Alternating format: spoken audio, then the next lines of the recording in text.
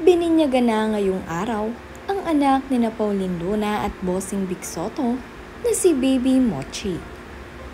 Bago ang lahat, huwag niyong kalimutang mag-subscribe at pindutin ang notification bell para maging updated sa ating mga susunod na videos.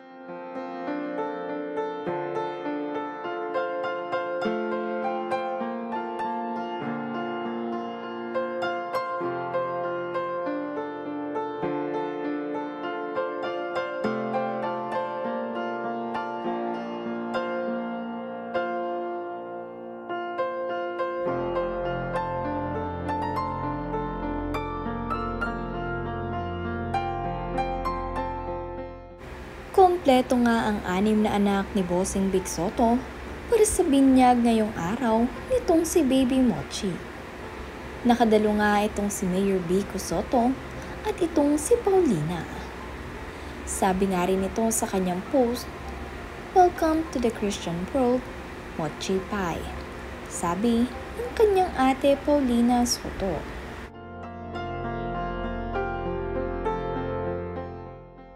I baptize you in the name of the Father.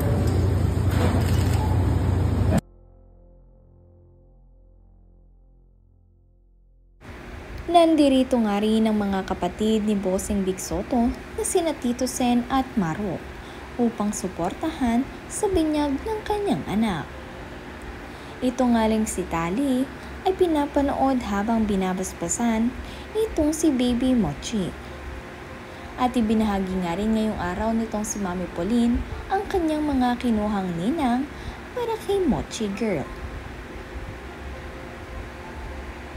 Sabi nga rin nitong si Pauline, masaya siya dahil ito ang mga anak ni Bossing Vic Sotto.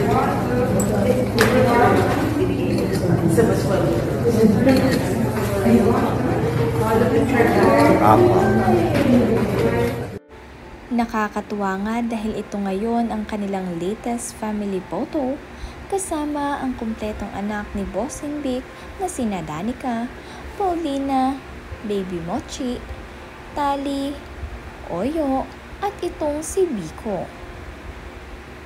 Hindi nga rin lagi kasing nakakadalo itong si Mayor Vico dahil siya nga ay abalang-abala. Kaya naman ngayong kumpleto sila, nagkaroon nga sila ng masayang family photo. At ito ngayon, ang kanilang recent family photo na talaga namang itinetreasure ni Daddy Bossing Vic. Isa nga rin sa mga ninang, itong si Christine Hermosa, na ngayon ay nagbubuntis para sa kanilang pang-6 na anak ni Oyo Boy Sotto. At ang kanyang ring kapatid na si Kat ay ninang din.